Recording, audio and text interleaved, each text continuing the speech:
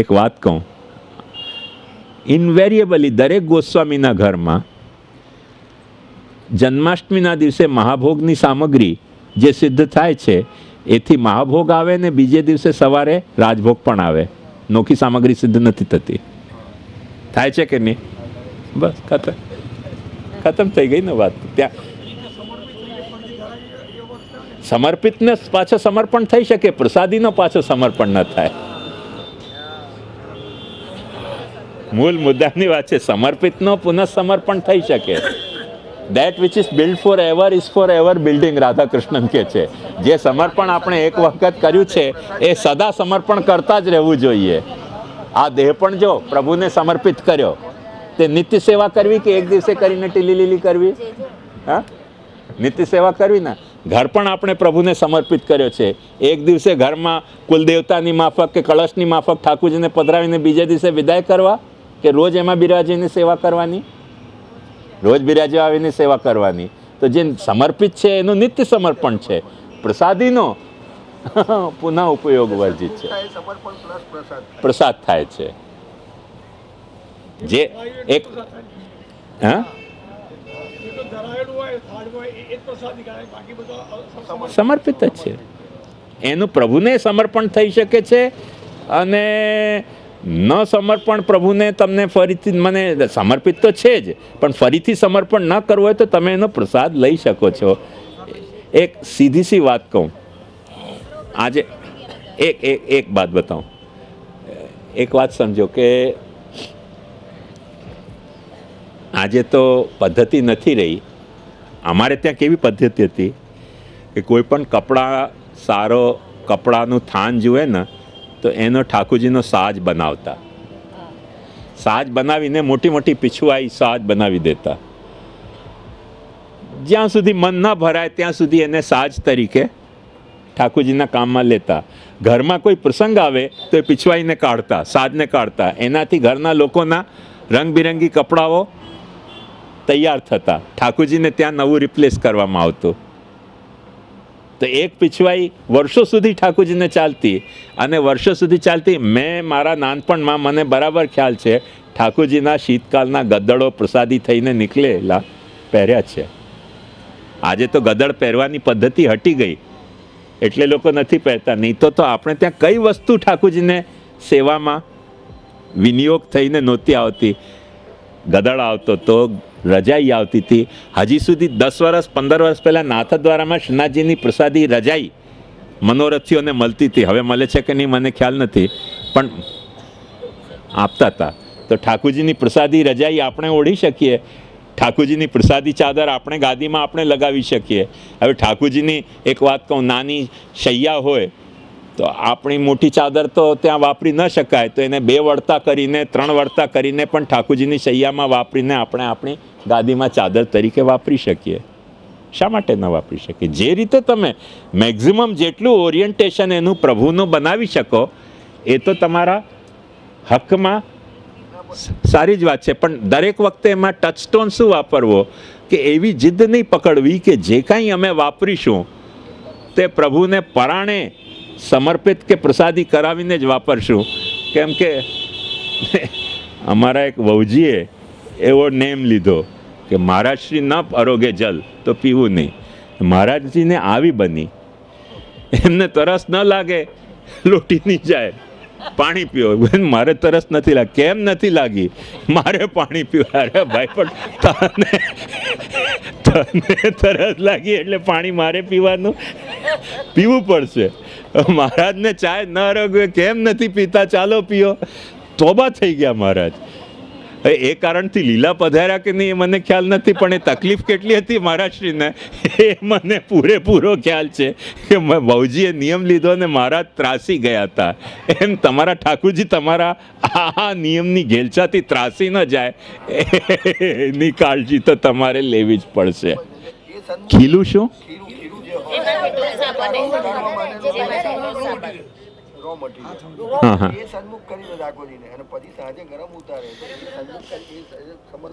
વાર્તામાં વાંચ, થાનનો જે કપડો આવ્યો એમાંથી પહેલો સાજ સિદ્ધ.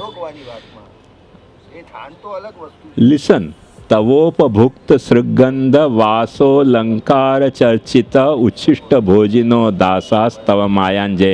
બધી આઈટમને એક સાથે સમર્પણમાં કરવાની, આ ભોજનને જ સમર્પણ કરવો એ તો હમણાં જ મેં પ્રવચનમાં કહ્યું કે સંભાવ આપ પેલો છપ્પનિયો જે દુકાળ પડ્યો ને એમાં જે લોકો મરી ગયા એ હાય ભાત, હાય રોટલા, હાય શાક કરીને મરી ગયા, તો હવે એ બધાને જૈનમાં મોકલાવે તો પાછા એમ જ રડવાનું આવે.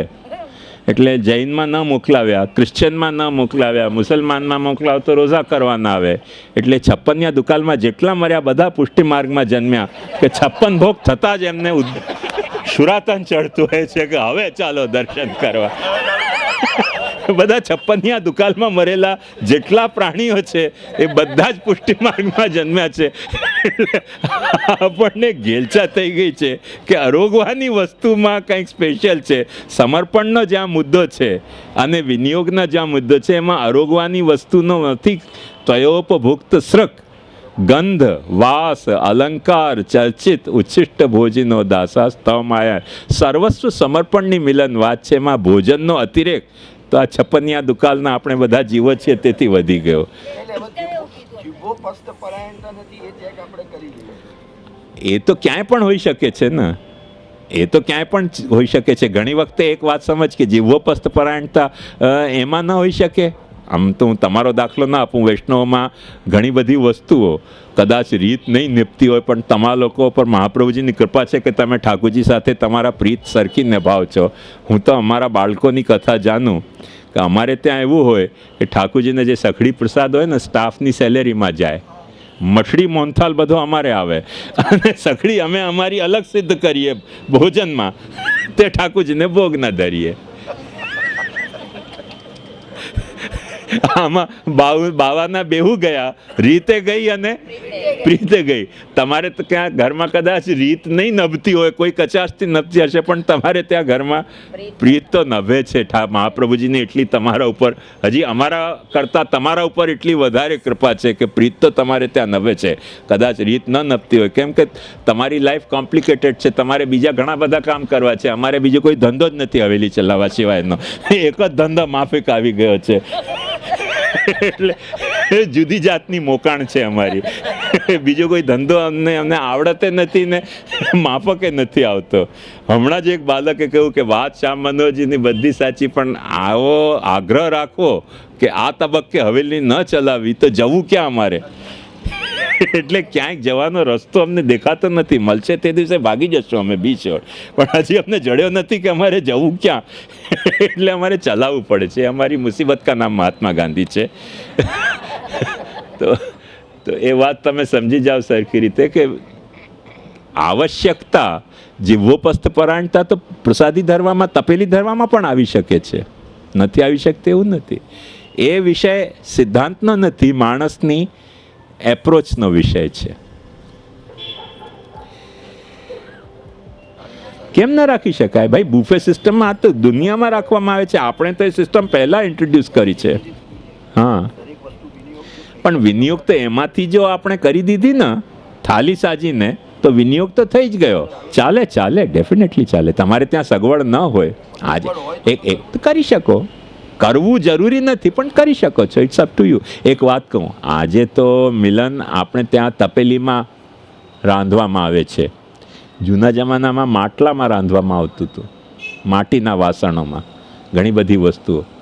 તો આપણને કાંઈ તવો જે છે તે ઠાકોરજીને સામે રોટી આપણે તવામાં ધરીએ કે કઢાઈમાં ધરીએ? હવે કોઈકને ત્યાં આવા બે સેટ ન હોય કે રાંધવાનો તપેલી નોખી, ઠાકોરજીને ભોગ ધરવાની તપેલી નોખી, પાછી થાળી કટોરા નોખા, એવા બધા સેટોની ન સગવડ હોય અને મટ્ટીના પાત્રમાં જો સામગ્રી ધરતા હોય તો પાતલમાં ઠાકોરજીને ભોગ ધરી શકે કે ન ધરી શકે? ધરી શકે. એમાં કાંઈ પેલી માટીના બધા વાસણો ઠાકોરજીની સામે લાવવા જરૂરી નથી, નેસેસરી નથી. તમારી સગવડ ઉપર નિર્ભર કરે છે. તોય શું વાંધો છે? અસમર્પિત તો છે જ નહીં. અસમર્પિત તો એ છે જ નહીં. વ્રતગર તો મનોહાર કરીને લેવડાવી રહ્યા છે ભાવથી અટકીની સામગ્રી. તો એક વાત સમજ, જ્યારે જ અમે ભાવની વાત કરી રહ્યા છો ત્યારે સિદ્ધાંતની વાત થઈ ગઈ. હવે ભાવ તો કોઈકનો એવો પણ હોય ને, એનાથી આગળનો ભાવ હોય. ભાવ તો એનાથી પણ આગળનો હોઈ શકે છે કે વ્રજભક્તો મનોહારથી લેવડાવી રહ્યા છે, તે ભાઈ મનોહાર કરીને હું તમને લેવડાવું, તો તમે ટેરોય ન લો તો ઠીક છે, તમારો ભાવ હોઈ શકે છે, સિદ્ધાંત નથી. સિદ્ધાંત શું છે? ભોગ ધર્યા પછી ટેરા લેવાનો, પરંપરાનો સિદ્ધાંત. એ ભાવ તો કોઈકનો એવો હોઈ શકે છે. ઘણા ભગવતી એવું કરે છે, ઠાકોરજીને કોર સાનીને મુખારવિંદમાં પણ લગાડતા હોય છે. એ ઠીક છે, ભાવથી કરે તો એમાં કંઈ દોષાવહ નથી. બધી સામગ્રી એ બધી સ્પર્શેન્દ્રિયમાં રહેલી છે. તો એક જ ઇન્દ્રિયથી ઘણા બધા કામ કરે છે. અને સાઉથ અમેરિકામાં તમે જોયું હોય તો એવા વૃક્ષો પણ છે કે એમના નીચેથી કોઈ જાનવર જાવે તો એ પોતાની વેલ એને લપટાવીને બાંધી લે અને એનું રક્ત શોષણ પણ કરી લે. તો કોઈ જઈ રહ્યો છે નીચેથી, એ વૃક્ષને અવેરનેસ જાગે કેવી રીતે? પ્રકાશ માટે તો જાગે, ચાલો ફોટોસિન્થેટિક પ્રોસેસથી, પણ કોઈ પ્રાણી નીચેથી જઈ રહ્યો છે, વાઘ, વરુ કે સસલું, એ વૃક્ષને કેવી રીતે ખબર પડે? પણ કોમન સેન્સથી આપણે એટલું સમજી શકીએ છીએ કે વૃક્ષ પોતાની સ્પર્શેન્દ્રિયને મલ્ટિપલ પર્પઝથી વાપરતો હોય છે, કોઈ એક પર્પઝથી નહીં. એટલે જોવાના પર્પઝથી, સૂંઘવાના પર્પઝથી, પકડવાના પર્પઝથી, જમવાના પર્પઝથી. કેમ કે એનો જે ઓર્ગનાઇઝેશન છે ઓર્ગન્સનો, એ બહુ સિમ્પલ છે. હવે સિમ્પલ લેવલ ઉપર દરેક વસ્તુ આ રીતે કામ કરતી હોય છે. અને જ્યારે એ સિમ્પલ જે પ્રોસેસ છે એમાં કોમ્પ્લેક્સિટી ઊભી થાય તો જોવા માટે જ નોખી ઇન્દ્રિય, સૂંઘવા માટે નોખી ઇન્દ્રિય, સાંભળવા માટે નોખી ઇન્દ્રિય. હવે આપણે જાણીએ છીએ કે સાપને કાન નથી હોતા. લોકો એમ કહે છે કે પેલી બીન વાગે અને સાપ નાચે. એકચ્યુઅલી સાયન્ટિફિકલી એ ટ્રુ નથી. એને કાન જ નથી હોતા. એ તો બીનનો શું છે કે ફણ જે છે એ સાપના ફણ જેવો હોય છે, અને બીન વાગે તો એમ સમજે છે કે એટેક કરવા માગે છે. એટેક કરવા માગે છે તો એ પણ પોતાની કરાટેની માફક પોઝ લઈ લે છે કે ઓલ રાઈટ, અહીંયા આવશો તો હું અહીંયા ડિફેન્સ કરવા કે ઓફેન્ડ કરવા તૈયાર છું, અહીંયા આવશો તો અહીંયા તમને સામનો કરવા તૈયાર છું. એમ 2-4 વખત આમ થાય તો આપણે સમજીએ છીએ કે નાચે છે. બિચારો નાચતો નથી, ડિફેન્સિવ પોસ્ચર એડોપ્ટ કરતો હોય છે. પણ રિધમ આપણી પૂંગીમાં વાગતું હોય તો આપણે સમજીએ કે નાચે છે સાપ. તો ઘણો બધો એવી રીતે મિસઇન્ટરપ્રિટેશન થતું હોય છે. એવી રીતે મહાપ્રભુજીની બાબતમાં પણ મિસઇન્ટરપ્રિટેશન થયું છે. પણ આપણે એક વાત સમજી શકીએ કે જ્યારે કોમ્પ્લેક્સ ઓર્ગેનિઝમ ડેવલપ થાય ત્યારે દરેક વસ્તુમાં સ્પેશિયલાઇઝેશન આવે. અને સ્પેશિયલાઇઝેશન આવે ટુ ધી એક્સટેન્ટ કે મારા આંખમાં કંઈક પ્રોબ્લેમ હતી ને મારે મુંબઈના મોટા ડૉક્ટર રાજન કરીને છે અમારા ચેમ્બુરમાં, તો એમને ખાસ કન્સલ્ટ કરવા ગયો. 1.5 કલાક મારે ત્યાં ક્યુમાં બેઠા, પછી નંબર આવ્યો. પેલી દવાઈઓ નાખે ને એમના એસિસ્ટન્ટ, અને છેવટે મારો જ્યારે નંબર આવ્યો ત્યારે ડૉક્ટરે મને કહ્યું કે તમને જે આંખમાં રોગ છે એનો હું ડૉક્ટર નથી. ભાઈ તમે આંખના ડૉક્ટર ને? બોલે આંખનો ખરો, પણ હું આંખના બહારનો ડૉક્ટર છું, તમને ભીતરનો રોગ છે. મેં કહ્યું ચાલો ઘેર ભેગા થાવ. તો દરેક વખતે જ્યારે સ્પેશિયલાઇઝેશન થાય ત્યારે આ હદ સુધી પણ સ્પેશિયલાઇઝેશન થતું હોય છે કે આંખનો બહારનો કોઈક ડૉક્ટર હોય છે, લેન્સનો અને લેન્સની ભીતરનો કોઈક બીજો ડૉક્ટર હોય છે. પણ આપણો વ્યવહાર, સ્પેશિયલિસ્ટોનો વ્યવહાર એવો ચાલી શકે, માણસનો વ્યવહાર એવી રીતે નથી ચાલતો. માણસની જે વ્યવહારની રીતિ છે, ઢબ છે, તે કઈ જાતની છે? એક દાખલો તમને આપું કે આપણને ધારો કે પ્લાસ્ટિકનો કે કાપડનો આજકાલ પેલા આર્ટિફિશિયલ ફ્લાવર મળે છે, આ બેહૂબ આપણે જોતા તફાવત ન કરી શકીએ કે સાચું ફૂલ છે કે ખોટું ફૂલ છે. અમારા મુંબઈ પૂનાથી દૂર એક તલોજા ગામ છે, ત્યાં કોઈકના ઘેર હું ગેસ્ટ થઈને ગયો. મારી સાથે પણ એક ભાઈ હતા.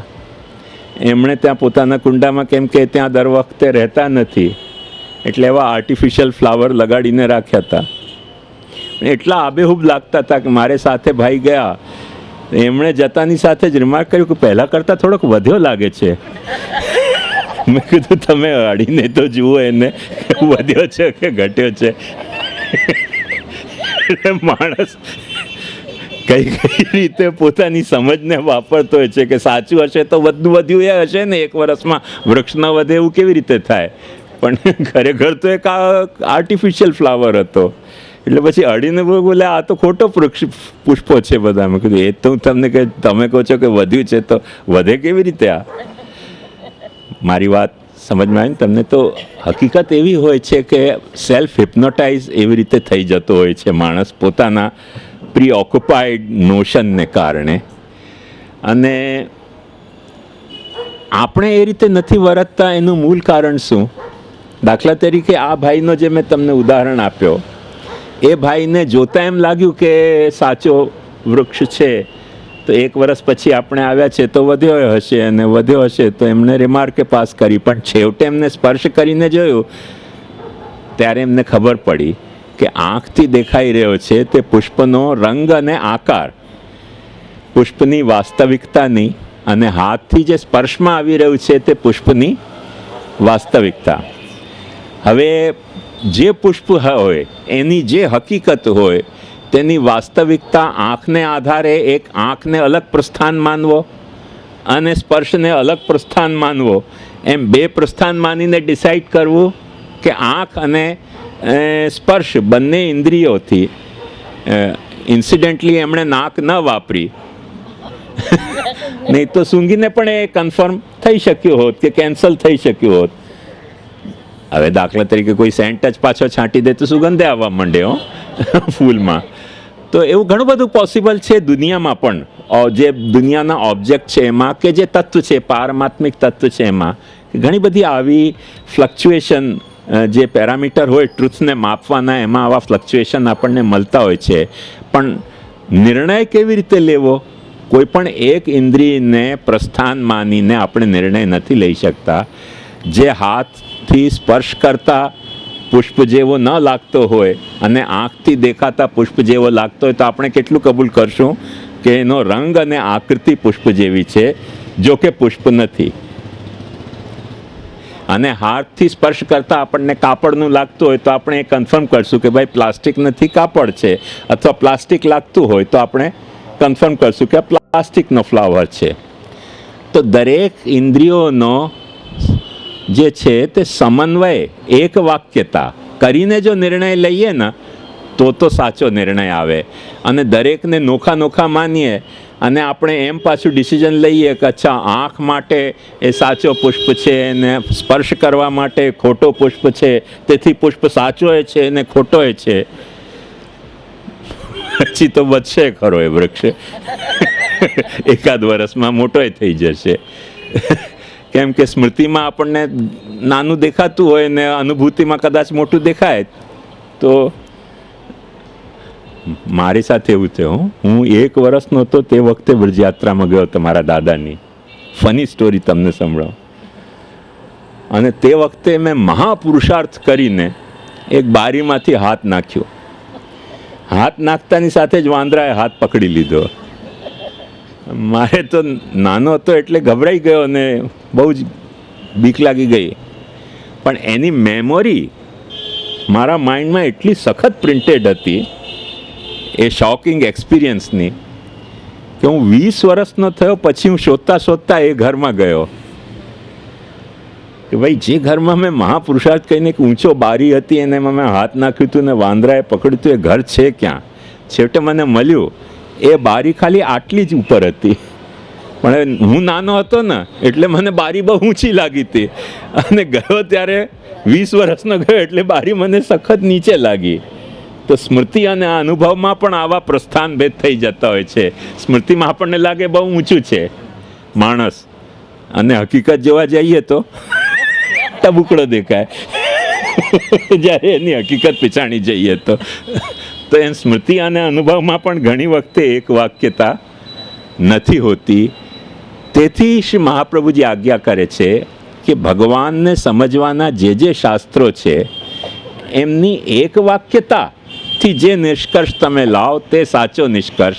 દરેક શાસ્ત્રને નોખા માનીને, દરેક શાસ્ત્રને પ્રસ્થાન માનીને, પ્રસ્થાનનો સંસ્કૃતમાં મતલબ થાય departure. So different points of departure માનીને પછી જશો તો પછી કન્ક્લુઝન પણ એવો જ આવશે, એકબીજા સાથે તાલમેલ ખાતો નહીં આવે. તેથી મહાપ્રભુજી આજ્ઞા કરે છે કે પ્રસ્થાન ચતુષ્ટય નથી પણ પ્રમાણ ચતુષ્ટયની એક વાક્યતા પ્રમાણ છે. દરેક ઇન્દ્રિયથી મળતા દરેક જ્ઞાનને આપસમાં તમે સિન્થેસાઇઝ કરો, કોઓર્ડિનેટ કરો, અને કોઓર્ડિનેટ કર્યા પછી જે કન્ક્લુઝન આવે તે કન્ક્લુઝનને તમે રિલાયેબલ સમજો. કોઈ પણ એક ઇન્દ્રિયની પાછળ આંધળી દોટ નહીં મૂકો. એ મહાપ્રભુજીનો સેન્સ છે.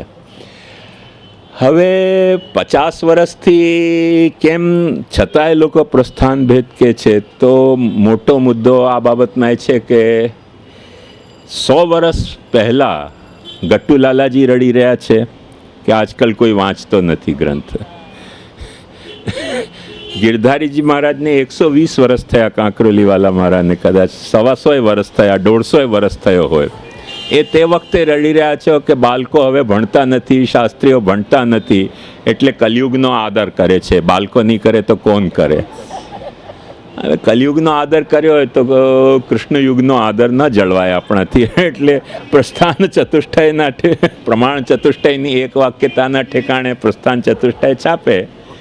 આપણે સમજી જવું જોઈએ કે કામ ચાલુ ખાતાનું છે.